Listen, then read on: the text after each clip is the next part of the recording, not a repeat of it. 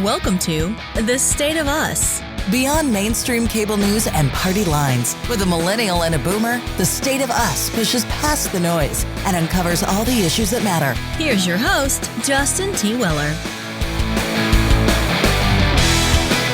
Company researchers at Facebook wrote in a report, quote, misinformation, toxicity, and violent content are inordinately prevalent among reshares on the platform.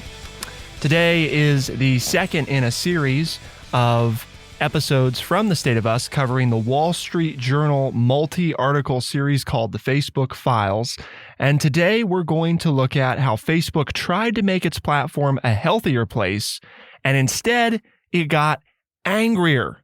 It actually got worse. This all hinged primarily around a decision in 2018 that was supposed to improve the platform, according to Mark Zuckerberg, the CEO and founder of Facebook, and instead, things got worse. We're also looking at how Facebook employees have in fact flagged many drug cartels and human traffickers on the platform, but the company's response is weak and, in some cases, not existent. Scores of Facebook documents that were reviewed by the Wall Street Journal show employees raising alarms about how its platforms are used in developing countries where its user base is huge and expanding. Employees flagged that human traffickers in the Middle East use the site to lure women into abusive employment situations. Ultimately, though, little to nothing was done. So how did Facebook get angrier? How is it being used by drug cartels and human traffickers? That's the story we're going to tell today and talk about the larger issues that are part of this equation. Remember, there is one more episode left in this series, and that will be released on October 2nd, so 1 week from today, as a special edition on a Saturday. If you haven't caught the first episode, it's already out. It was released on September 21st as a regular episode. So be sure to listen to the whole thing, because in the last episode, we'll focus on the final installment of the articles, but also talk about where do we go from here? What do we do about all these problems that are facing Facebook? Of course, we couldn't begin this conversation, though, without TrueChat senior historian and an educator of more than 30 years. Here is your friendly redneck liberal, Lance Jackson. Well, folks, reading these articles makes me wonder whether or not Facebook has a pathological desire to make money. And that's our word of the day, pathological. 5 syllables, PATHOLOGICAL. And it means governed by a compulsion or being compulsive. Because as I read these articles time and time again, what comes up is that employees at Facebook are letting their superiors know that the rules of Facebook are being violated by these different groups and different people.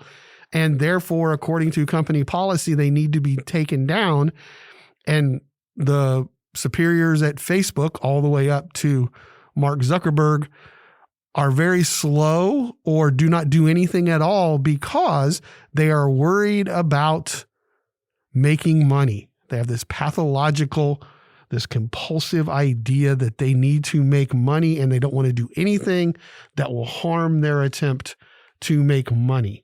So that is our word of the day, and that's kind of the theme that I'm going to take in the second segment. It's talking about Facebook staff flags traffickers and cartels. I mean, really? We're going to go after the human body? And Facebook does nothing about it. Or actually, as the title of the article says, the company's response is weak. So makes me question what Facebook is trying to do, what their ultimate goal is. Well, I think it would be safe to say that they have a pathological need to make money, but it's not just that pathological desire. I think it's also that they've become an unwieldy and huge platform, right? I mean, we've talked a lot about the practicality of policing 2 billion plus users across Facebook and Instagram is mind-boggling in its complexity. And they have to deploy machine learning, which, as we know, is not perfect. And when you deploy humans, they're not perfect either. But things have been brought to the attention of humans that this violates our policy. And they've chosen not to do and anything. through internal memos that we've got, that Wall Street Journal got a hold of, that we've been able to read, says, yeah, well, we're going to let this go. Yep. Because of this, that, and the other. And basically it all boils down to, because we don't want to make the people mad who are buying the ads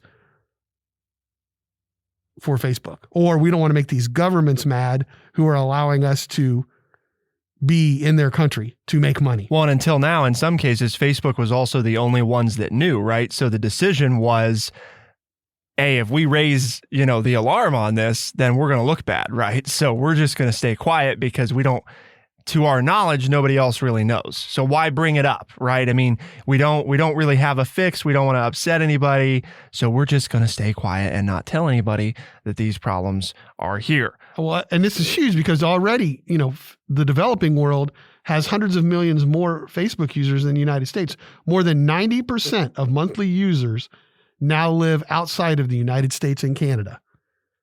And so they're having dealings with countries around the world. And, we always, why do you care? Well, we're going to get into some of these things where U.S. foreign policy is dictating one thing, and what Facebook is allowing to happen is going against U.S. foreign policy. So when you say, well, how does it affect me? If all these, it's happening in these other countries. Well, there's one way. Literally undermining your own country's foreign policy agenda. In multiple countries, as we will talk about here. We're kind of switching it, but we've already started down that gear, Lance. So if you want to continue on the developing world and telling us some of the issues here with the drug cartels and human trafficking, that Facebook, right? I mean, to my understanding, they know that it's going on, and they actually had employees saying, whoa, hey, we got some big problems here. We got, we got illegal, terrible things happening. We need to do something about this. And what did Facebook say about that? Well, I mean, I apologize, but it's just, I'm just irate as I read this again today for the second time to do the show. And for example, a Mexican drug cartel who is the biggest criminal influence in the drug world in the United States is using Facebook to recruit, train, and pay hitmen. And when this was brought to the attention, it was a clear violation of Facebook rules, but the company didn't stop the cartel from posting on Facebook or Instagram. Employees also flagged human traffickers in the Middle East who used the site to lure women into abusive employment situations in which they were treated like slaves or forced to perform sex work. And the one that really got me, and this is if you're a longer time listener to the show, if you remember the few episodes we've done over the past year or so on Myanmar, that Facebook allowed hate speech in Myanmar to proliferate across their platforms, and the company acknowledged it didn't do enough to stop the incitements to violence against the minority Rohingya population, which the United States government said were victims of ethnic cleansing. We're reporting on this stuff, and lo and behold, we didn't know back a couple years ago, that what was going on was actually being fomented by Facebook posts. Things that Facebook let go that they later apologized for caused the situations that we reported on. And that's why I'm so upset, is like, these are things that we say as a nation we're against. That this is our foreign policy. This is, as people in the United States, we say, we're against human trafficking. We're against the drug cartel. We're fighting a drug war. We're against ethnic cleansing. And with Facebook, hey, these groups are proliferating in these foreign countries and violating U.S. standards and policies, and Facebook's the avenue that they're choosing to use to do it. It would be bad, right, if Facebook didn't know it was going on and then was trying to do something about it. It's worse if they know that it's going on and what they're doing is either wholly inadequate or they're not doing anything at all, especially when the company says on its own website, Lance, that their mission is to give people the power to build community and bring the world closer together. The web page goes on, Lance, to explain that our products, referring to Facebook, Instagram, WhatsApp, and more, our products empower more than 3 billion people around the world to share ideas, offer support, and make a difference. This is interesting. 100 billion messages shared every day. 1 billion stories shared every day. Tons of content. And supposedly, right, their culture, according to the page here, at Facebook, we are constantly iterating, solving problems, and working together to connect people all over the world. That's why it's important that our workforce reflects the diversity of the people we hire. Hiring people with different backgrounds and points of view helps us make better decisions, build better products, and create better experiences for everyone. The reason I mention that is because the article points out that people at Facebook were raising the alarm, right, to senior leadership. And supposedly, according to their website here, they value people's opinions, but it doesn't seem they value them enough to take them seriously. Well, exactly. And as we move on, it's the first segment was supposed to be about how to make the platform a healthier place, and it gets angrier instead. I've given you examples of how it got angrier. So we're going to continue to talk about that. And what Facebook is saying, well, we didn't realize this or we don't do this. For example, Facebook admits it has few or no people who speak the dialects needed to identify dangerous or criminal uses of the platform in many countries, the documents show. So we're going to do business here, even though we don't realize what all the different languages and dialects are that are spoken here by the people that will use this. It speaks to the pathological need of Facebook to make money, right? We don't care about the repercussions, or if we do, we don't care enough to do anything about them, which is almost like saying you don't care in the first place, right? So, that's key. And just this last bit here, they list their principles on their webpage, and we're talking about cartels and human trafficking. And I thought this is incredibly should be upsetting and ironic, is they list 5 principles here. And the last one, Lance, is keep people safe and protect privacy. We have a responsibility to promote the best of what people can do together by keeping people safe and preventing harm. I think they got a lot of work to do on that particular principle. I'm not sure that a platform that allows cartels and human trafficking to flourish is keeping people safe and preventing harm. That seems impossible. So at the end of the first segment, I believe Justin is up 3-2 with Lance on the word of the day. That's the count I've got anyway, but what's your count at home? Send us an email, podcast@thestateofus.org. And while you're doing that, you certainly can tell us what you think of today's episode. We're going to talk about something that's near and dear to us here in this country, which is the divisiveness in the nation, right? It seemed bad in 2016. It almost seems like it's gotten worse as time has gone on. What might be the cause of that? Well, Facebook knows something about that. To find out, keep it here on The State of Us, and we'll be right back.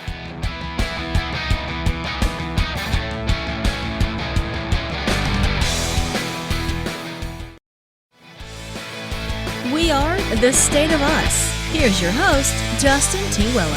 Memos show that the 2018 change to Facebook's algorithm ultimately rewarded outrage, and CEO Mark Zuckerberg resisted proposed fixes.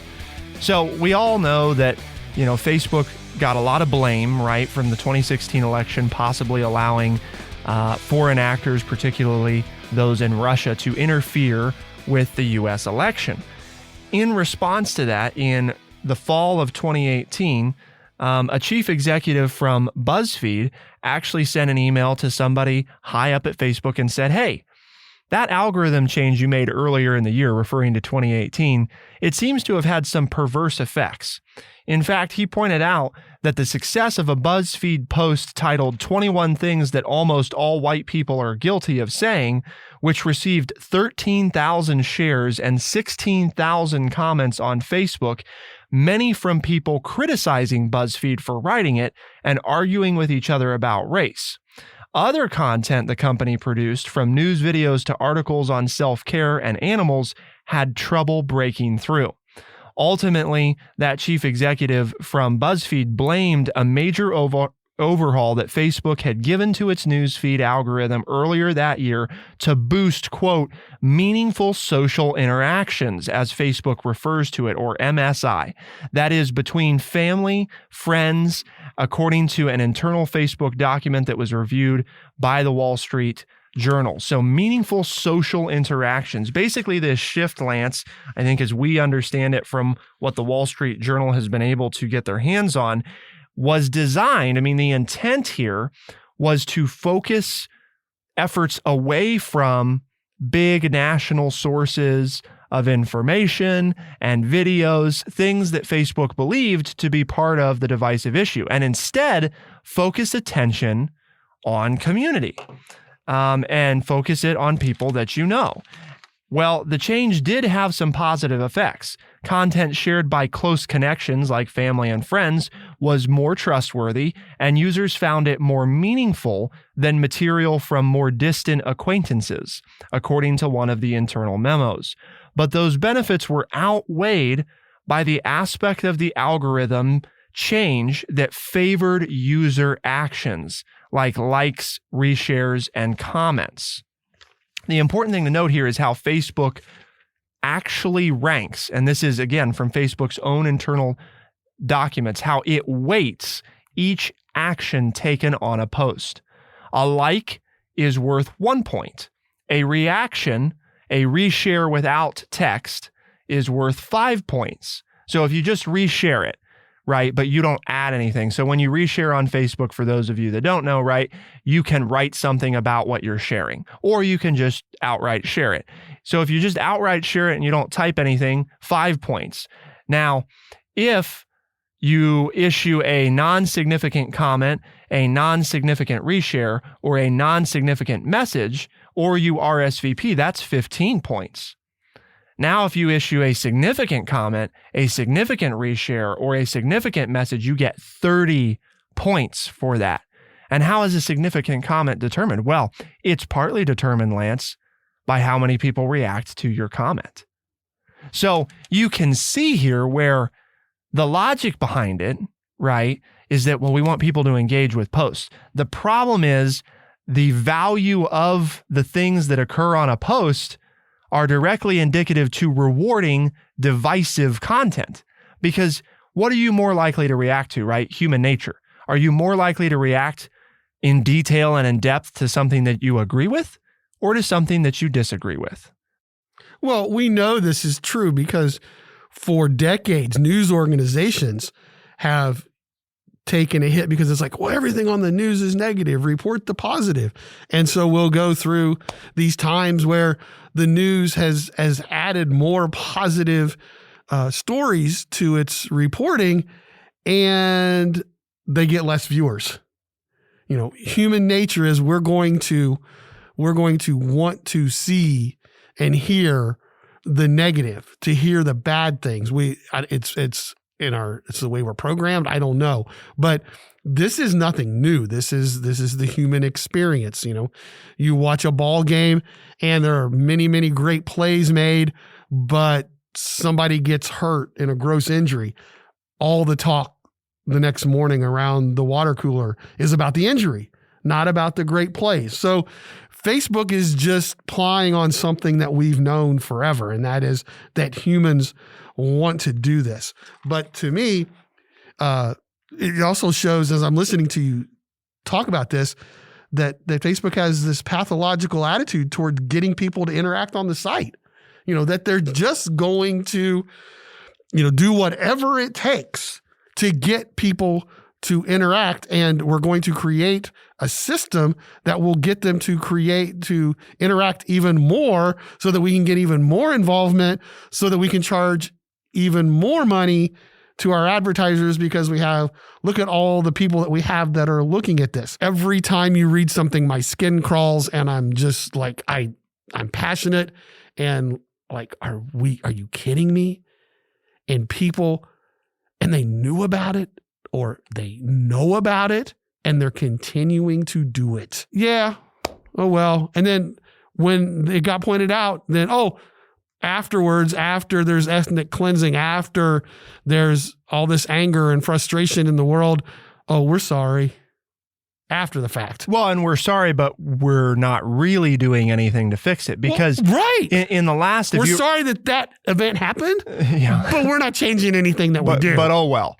Like, we didn't actually get to mention it, but in the last episode we did, because remember, this is the second in a 3-part series, the one about Instagram. We found out that Facebook actually implemented a change on Instagram, right? That publicly it said, hey, we're going to take off likes, right? From when you like something, you're not going to see the number of likes. And they reversed this decision since late, but you can still change it in your settings. The Daisy influencers, whatever, I think it was called. And it's like, well, we tried this and it didn't work. Okay, well, I mean, I understand that. If you try something and it doesn't work, then get rid of it. But then they made it available to users, hailing it as a way to lessen social pressures, which is a direct lie because they had already tested it and knew that it didn't do that. But then they're going to put it out there and take credit for it reducing, could reduce stress and anxiety. And it's like, well, you just tested it and said that it didn't do that, but you're pathologically interested in the PR, right? That's what we care about because the PR is what? Related to our pathological desire to make money. So we've got to keep people engaged and we've got to keep people here. And we do that by keeping them engaged, which is how we make money.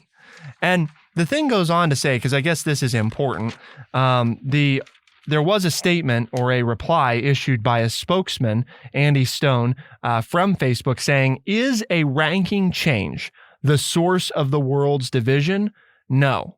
Research shows certain partisan divisions in our society have been growing for many decades, long before platforms like Facebook even existed. Now, we'll go on, though, to say that I think anyway, that you're right.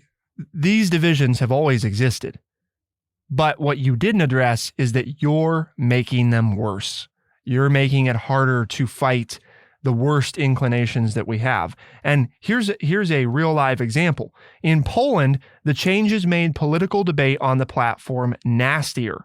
Polish political parties told the company. So the political parties in Poland actually told Facebook, according to internal documents, that one party's social media management team estimates that they have shifted the proportion of their posts from 50% positive and 50% negative to 80% negative, explicitly as a function of the change to the algorithm. Explicitly. I mean, there's the word, right? Explicitly. Well, the political parties told Facebook, we changed this because that's the way your algorithm serves us. Any machine is only as good as the human who wrote it, right? I mean, the algorithm was written by humans, and that's been the Friendly Redneck Liberals' point for years, is technology's great, but it's only as good as the humans who operate it. And so you have humans operating it, you have humans who figure it out, and then, hey, that's what politics are about, right? It's a competition, it's a game. So you play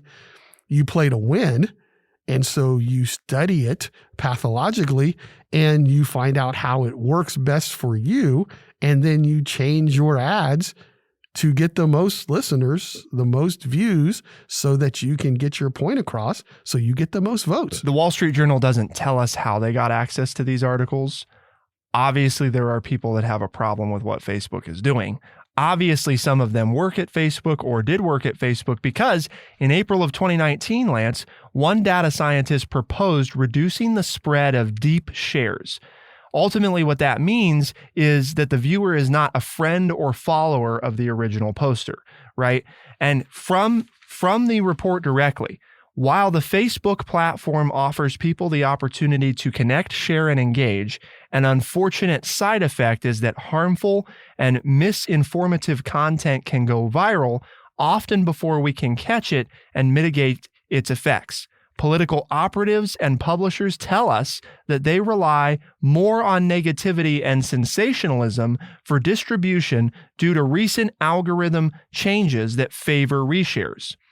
Later, that data scientists zeroed in on an aspect of the revamped algorithm, which they dubbed downstream MSI. And remember, MSI is meaningful social interactions from earlier in our discussion.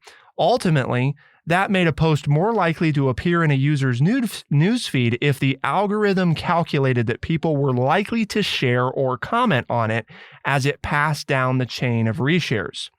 Earlier tests showed how reducing that particular aspect of the algorithm for civic and health information helped reduce the proliferation of false content. Facebook made the changes for those categories, specifically civic and health, in the spring of 2020. However, when the data scientists presented Mr. Zuckerberg with the integrity team's proposal to expand that change beyond civic and health content, Mr. Zuckerberg said he didn't want to pursue it if it reduced user engagement. I don't know what else you need to speak to the pathological desire to ultimately keep people engaged, but I mean, I think that spells it out right there. Well, as you said, there are people that have released this information, so they too are upset with the hypocrisy of the leadership at Facebook, that you're saying you're doing one thing, and then when given the opportunity to improve, you choose not to. That to me is the kicker. Because I also agree when, hey, stuff gets out there so fast, we can't stop it. Okay, it's going to get out there and be out there. But what we're seeing time and time again in these reports that have been released is the pathological attitude of saying, yeah, we know it, and we're just going to let it ride because it means more money for us. And that's the frustrating part for me, because I get that it comes out so fast that you can't stop it. But once you're made aware of it, stop it. And that has not been done in the last 4 to 5 years at Facebook, as the reports show. We're going to talk about how Facebook's focus is misaligned, or Facebook's responses seem a bit evasive in the coming segment. But it's important to note at the end of the second segment, it looks like it's a close game here. Lance with 5, I believe. Justin with 6. Lance catching up there in the last few minutes. We'll see if he can overcome and take the lead in the third segment. I think Justin can't count because I did. I did 4 in that segment. Plus, I had 2, so it's 6. But Justin and I both have a pathological desire to win. So, but since he gets to speak last, he gets to decide who gets to win. And I say that with all kidding aside, but not really, because he gets to close us. So, he. Well, what did you have mine at? Did you count mine or just yours? No, I'm going on that you're counting yours. Oh, okay. When I'm seeing that pencil go, and you're making a mark every time you say it. So I'm counting on yours. I was just keeping track of mine, but it's all in good fun. I'm not worried about it. It's my word of the day. I think I'm glad to hear it being used so often, and I will also say that I have that pathological desire to win as well. Yes. Okay. Well, see, now by my count, Lance is in the lead 7-6. If you use his count, it's 8-6. So you at home know the truth. Roll the tape and when count Bradley gets done editing this, I'll probably lose 6-2. Yes, because he will take Bradley. out all my pathological compulsive attitudes. So we've got more to talk about, though, right? Why is Facebook not facing these issues? To find out, keep it here on The State of Us, and we'll be right back.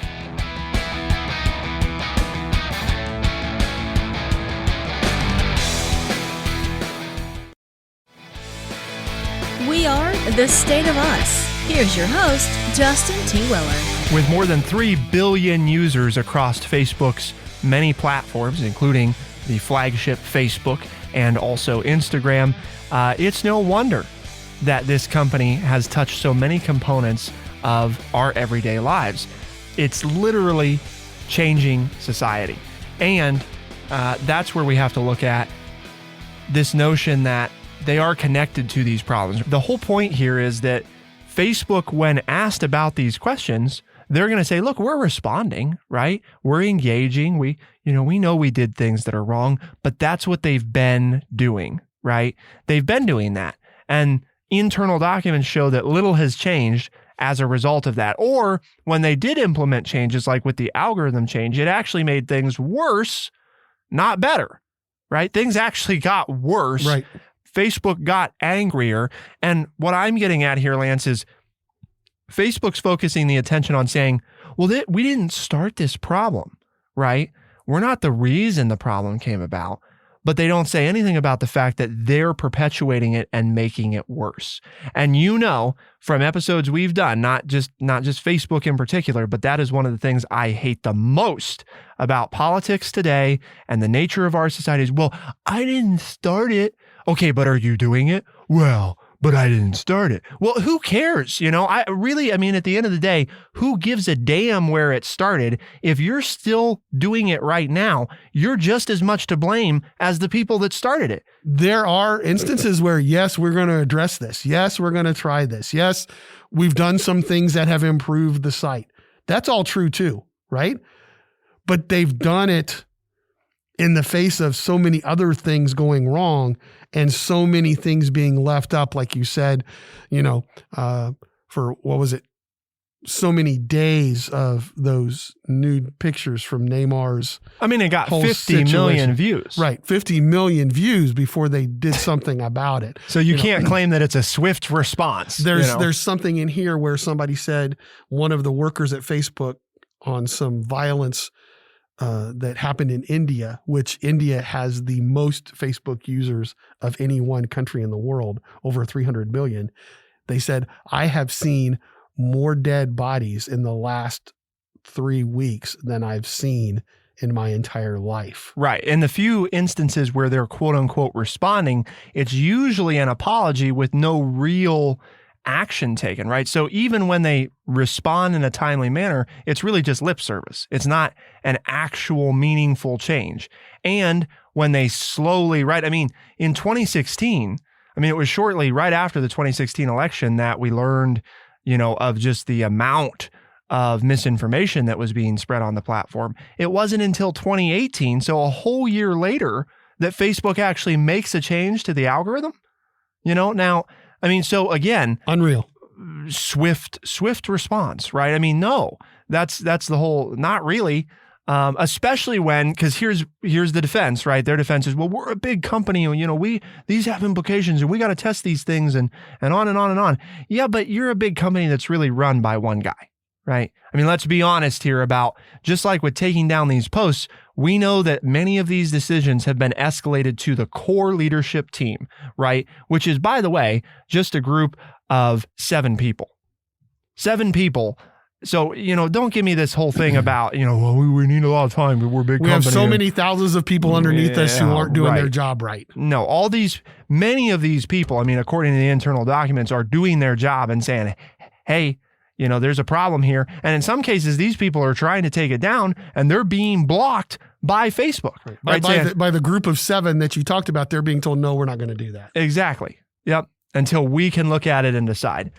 Talk about micromanagement. Right. We're not talking about workers going rogue and doing their own thing, which in violation of company policy. These are the company's policies. They're trying to enforce the rules that they've been hired to enforce. I can't reiterate this enough. 3 billion users. And Facebook says that one of its primary principles is that they have a responsibility to promote the best of what people can do together by keeping people safe and preventing harm. A wholesome company motto that's not being followed. Exactly. Because when you read that, it's like, I agree with that. That's awesome. If we could have a place like that, that is exactly what we need. But yet they're not doing it. And the thing is, they're not, in many ways, reading these reports, they're not even trying to do it. Because we all make mistakes, right? I'm not going to sit here and say that we're perfect on the State of Us, that we don't, that we don't always follow the model. We don't always say the right thing or do the right thing. But if we did internal company reports, we're trying. We talk about it all the time and we try to follow up with it and do it. It's pretty clear that this algorithm change was definitely not a sacrifice for Facebook. In fact, it increased user engagement, kept people on the platform longer, which lo and behold, Lance, was something they identified as a problem, that they were losing users. That didn't stop, though, the chief executive, Mark Zuckerberg, from saying the following. Now, I want to be clear. By making these changes, I expect the time people spend on Facebook and some measures of engagement will go down. but I also expect the time you do spend on Facebook will be more valuable. And if we do the right thing, I believe that will be good for our community and our business over the long term too. I agree. Now you just got to do what you said. Well, this Missouri hillbilly, show me. Yep. Words are easy. Actions speak louder than words. Show me that you're going to actually do that. And I think he's right. I think when you have morals and standards and you hold them up for the world to throw things at, you end up better off. So if he actually does that with his company, I think his company will do better, because I think there will be some backlash. You have to fight that pathological desire to make money. And that's what it comes down to. And that pathological desire to engage users and keep them on the platform. Remember, though, this is the second in a 3-part series from the State of Us covering the Facebook files from the Wall Street Journal. We've talked about 4 of those articles so far. There's one yet to come, and that one is how Mark Zuckerberg wanted the platform to be a space that was going to promote and help people get vaccinated against COVID-19. And in reality, their own platform hobbled those efforts. And that's what we'll be covering again next Saturday. That's October 2nd. Be sure to get that special edition episode of the podcast, only available as a podcast. Lance is going to tell you all the places you can find it. And we'll talk about the big back piece of that episode is, what do we do about all this, right? Justin, Lance, you've told us over these 5 articles, you've laid it out, you've explained the challenges, the problems, you've railed against the machine. Where do we go from here? Well, those are the answers that are yet to come. And why are we taking the time, Lance, to do these special edition episodes and to share this information with our listeners? Because we at True Chat are pathological about our mission statement, and that is to educate people by providing honest, open, and respectful conversations. And if you've listened and you've enjoyed the show and others say, where do you find it? Then I'm also pathological about where you can find us, and that is Spotify, Overcast, Stitcher, Apple Podcast, and everywhere podcasts are found. I think the final tally here is, according to Justin, is Lance with 10, Justin with 8. So coming home strong there on the word of the day. And if you go with Lance's count, it's probably like 15 or something to 0. So I think he wins today. He wins today. I threw a shutout today. But you at home know. You can roll the tape. Bradley hopefully made it a little more even there and trimmed out Lance through some yellow cards, right? And getting the calls. So remember that the State of Us regularly is released Tuesdays and Thursdays as a podcast, and you can hear us in select talk markets around the country on AM and FM radio stations. We do have this special edition episode and another special edition episode next Saturday, so keep your eyes out for that. For the State of Us on True Chat in Urbana, Ohio, I'm Justin T. Weller. I'm Lance Jackson. Special thanks to our producer, Bradley Butch, and thank you all, our audience, for tuning in. We'll see you next time. Be the change.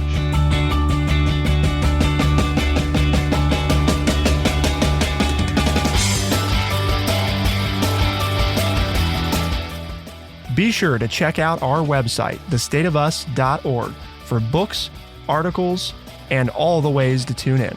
thestateofus.org.